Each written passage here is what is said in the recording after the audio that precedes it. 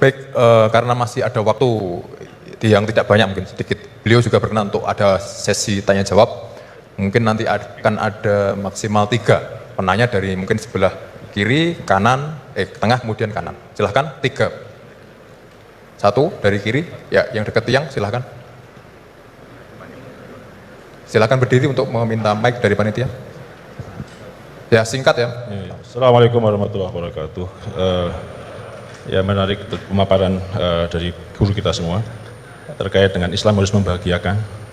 Yang pertama, tafsirnya adalah sekarang ada paham materialisme, itu juga menawarkan kebahagiaan. Paham hedonisme juga menawarkan kebahagiaan. Paham liberalisme, itu juga menawarkan kebahagiaan. Jadi Islam bahagianya itu mungkin kita bisa menilai diri kita masing-masing. Hari ini paham apa yang kita pakai untuk bahagia? Apakah betul-betul Islam konsepsi atau Islam yang sudah berkembang jadi modernisme dengan kombinasi kapitalisme, liberalisme, kemudian hedonisme, kemudian yang saya sebutkan tadi cepat. Jadi tafsirnya ayat ini menurut modernisme sekarang, kemudian dikaitkan dengan penjelasan tadi, kebahagiaan itu Islam membahagiaan. Orang sekarang dengan duit, sehingga monetisme menuhankan duit di mana-mana. Oleh karena itu, Islam melakukan revolusi akidah. Bagaimana kembalikan kepada Allah Subhanahu wa Ta'ala sebagai satu yang memberikan kebahagiaan. Sehingga revolusi yang dilakukan kita sekarang, apakah bisa dilakukan dengan revolusi takwa? Ali Imran 102, ya ayyuhalladzina amanu taqullaha haqqa tuqatih wa la tamutunna illa wa antum muslimun. Allah memanggil kepada orang beriman yang diakui imannya untuk bertakwa dengan sebenar-benar takwa, menjadi iman yang disamakan dengan kekasih Allah, wali Allah, dan kemudian kalau tidak mati dalam keadaan Islam, yaitu iman yang terdaftar, seperti Gus Baha sampaikan tadi, dia punya satu kalimat tapi berharga sekali, itu iman yang terdaftar, yang murni, tidak kesyirikan. Pertanyaannya adalah bagaimana revolusi takwa kita buat untuk melawan revolusi industri hari ini yang sudah membuat orang tertipu. Sebagaimana Gus Baha sampaikan, banyak orang tertipu, setan ahli tipu dengan lemah lembut, kasih sayang, dengan duit, ya, sehingga bagaimana kita menghadapi tipuan-tipuan dunia seperti sekarang lewat revolusi takwa yang kita buat, dan bagaimana bentuk konkretnya, metodologisnya. Mungkin itu saja. Terima kasih. Assalamualaikum warahmatullahi wabarakatuh. Waalaikumsalam. Berikutnya penanya kedua dari tengah. Oh ya, silakan Mas Pade.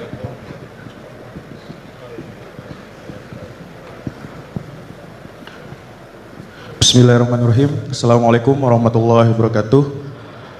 Sebelumnya terima kasih saya ucapkan kepada Pak Bajar sebagai moderator telah mempersilahkan saya dan memberi kesempatan.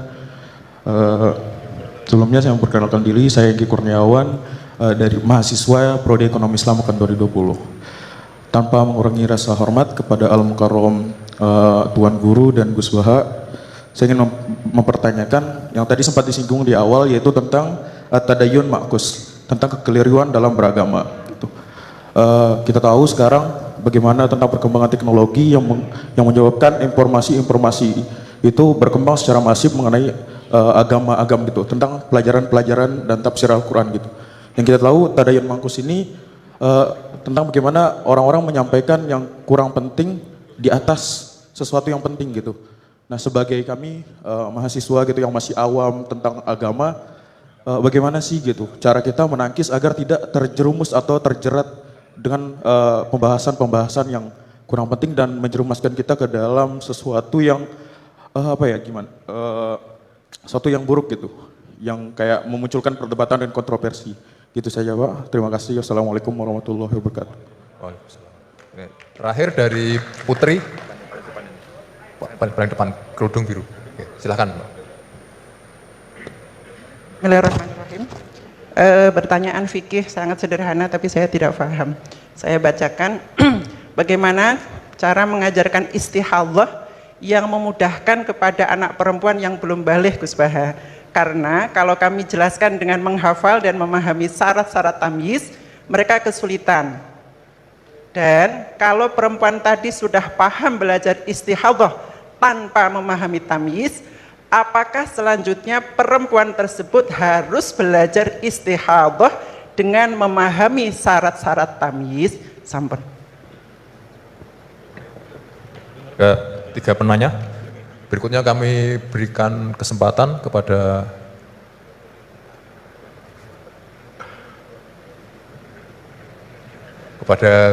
Gus Baha untuk menjawab. Kamu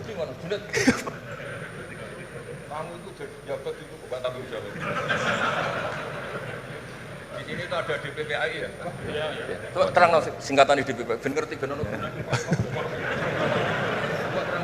Baik, baik hadirin yang berbahagia di spirit yang diperintahkan oleh Gus Baha bahwasanya di UI ini ada DPPAI, Direktorat Pendidikan Pembinaan Agama Islam. Jadi menurut beliau itu Maksudnya supaya jawab gajinya bentuknya akhirat. menurut beliau yang berhak menjawab itu adalah orang DPPAI, wadah, karena yang bertanggung jawab atas Islam di UI. Bagus. Ya kan? Ini tak bantu.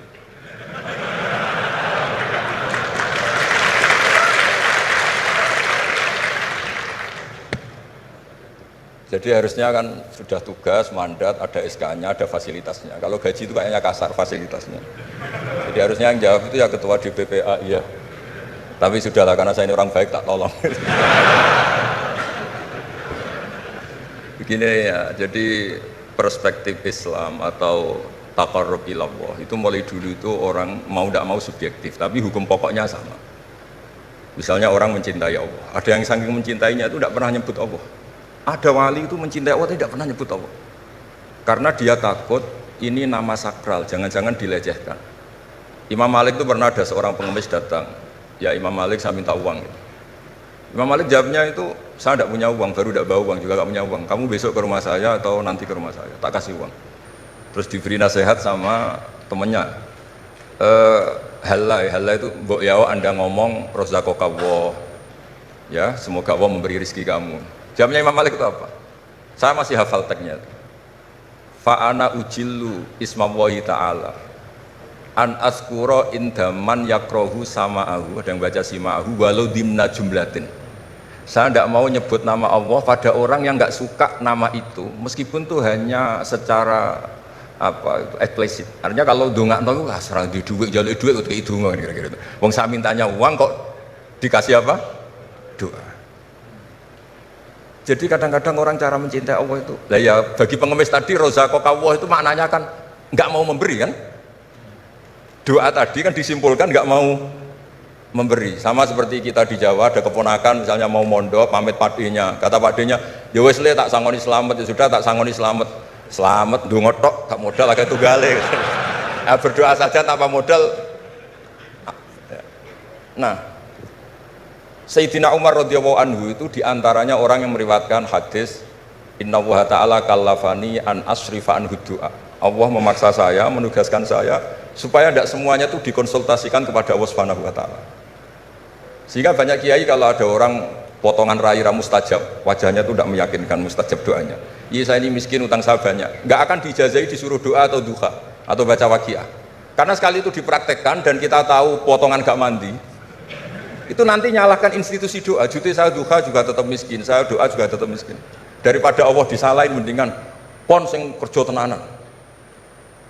Sayyidina Umar ketika ada orang minta uang dan minta doa, kamu harus kerja yang serius. Fa innas sama Allah tumtiru daban, langit tidak akan menghujankan apa? Emas. Jadi di mana-mana mencintai itu ekspresinya macam-macam. Ada ulama yang saking senangnya umatnya Nabi senang silaturahim. Ada ulama yang saking senangnya Nabi gak suka silaturahim dengan arti berkunjung karena itu dianggap mengganggu. Teman kita punya anak, punya istri, kadang pas harmonis kita datang terganggu. Wong saya pernah dolan di orang, pas tukaran sama istrinya, itu berhenti dulu ada Gus Pak, nanti teruskan. Ternyata orang tengkar itu diganggu juga gak suka. Jadi tiket, cek, ono Gus Pak, kok terus no. Jadi ternyata orang bertengkar itu gak mau diganggu. Setelah itu tak tanya, tadi diteruskan tengkar aja, materinya lupa. Materi untuk nyerang istrinya lupa. Nah begitu juga zaman Rasulullah SAW. Banyak sahabat yang saking senengnya Nabi sering sowan istifadah. Ada yang saking senengnya Nabi nggak sowan, takut ganggu. Nabi punya keluarga, punya anak, punya istri.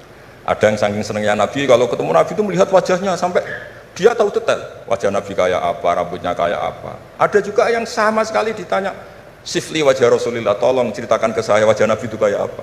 Saya tidak pernah melihat wajahnya Nabi. Loh, Anda ini sahabat masa tidak melihat wajahnya Nabi? Ijlalan rasa kalau ketemu beliau itu hormat sekali sampai nggak berani menatap mukanya. Sama-sama seneng, tapi ekspresinya beda. Saya kalau ngaji usul fikih di pondok saya sering cerita, fal yukrim doifahu, fal yukrim jarohu itu Islam hanya memerintahkan ikram, memuliakan. Tapi prakteknya beda-beda. Di kampung kamu ketemu tetangga, tidak tanya itu sombong. Tapi kalau di kota ketemu tetangga tanya, namanya kepo. Dianggap ganggu privasi. Sama-sama maknanya ikram. Ibnu Abbas itu kalau sholat cepatnya bukan main. Katanya seneng Allah, munajat lah, kok seneng cepet, berarti gak begitu seneng. Tapi Ibnu Abbas kebalik cara tanya, kenapa kamu kalau sholat cepet? Setan nata-nata mau goda saya, ternyata saya selesai, jadi kecelik dia. itu juga ilmu. Ya artinya cara itu tidak usah distandarkan. Gitu. Ya monggo lah, sementing ada sanatnya. Ada apa? Ada sanatnya. Ya saya seperti datang ke sini itu mungkin bagi anda bagus. Wah Gus Pak Persorawo, alhamdulillah. Jari santriku, waduh gak ngaji meneh diganggu wong UI. Jadi anda statusnya bagi saya pengganggu. Nah itu juga yang terjadi di tafsir. Wasab'atin idza roja'tum. Ada pelanggaran tertentu di puasa itu kafarohnya itu fasyamu salasati ayamin fil haji wasab'atin idza roja'tum. 7 ketika kamu pulang. Itu kata Abu Hanifah, 7 hari ini boleh dilakukan di kawasan Mekah. Asal selesai haji sudah. Tapi bagi Imam Syafi'i pulang itu harus sudah sampai rumah. Sekarang saya beri pertanyaan, ketika Pak Fajar ini acara selesai, terus dia pamit saya pulang, Gus saya tak pulang. Bagi saya dia sudah pulang, meskipun masih di jalan. Tapi bagi istrinya istilah pulang kalau sudah sampai rumah. Lalu idza roja'tum itu pulang itu menurut siapa? Mas Majdi nanti ketika sudah pamit di bandara kita bilang sudah apa? Pulang. Tapi kata istrinya belum. Sama-sama istilahnya wasab'atin idza roja'tum. Ada kiai itu tidak pernah mikir Islam, sama sekali. Sebenarnya sama Islam bukan main, tapi gak tahu mikir Islam. Tak tanya Islam agamanya pangeran, Gus, mbok pikir keliru, ono sing duwe. Islam itu milik Allah, ya, mesti diurus sama Allah, tidak usah kamu pikir. Allah sendiri nanti yang ngatur Islam. Ternyata saking tawakalnya nggak mikir. Ya ada juga yang mikir Islam semangat, malah keliru saking semangatnya. Ya macam-macam, sama-sama mencintai Islam. Coba kalau kamu seneng sama anak-anak, anak kamu main pakai motor atau pakai ontek. Pilihannya 2, kamu peduli, ayo kawal nanti kalau jatuh, ayo kawal sama pembantu ini nanti kalau jatuh.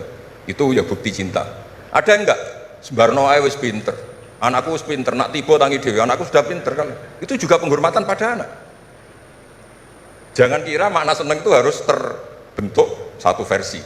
Seneng anak ya nak dolan dikawal. Ternyata yang membiarkan juga bentuk penghormatan bahwa anak ini sudah mandiri.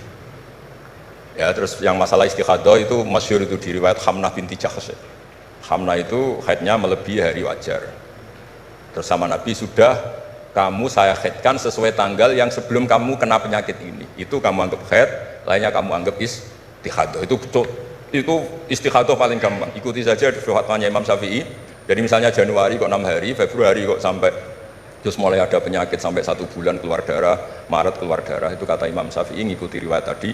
Sudah kamu fatahayati terus sitata ayam, osapata ayam, terus Nabi ngendikan kamu menghaidkan seperti bulan-bulan sebelum kena penyakit istikhadah itu.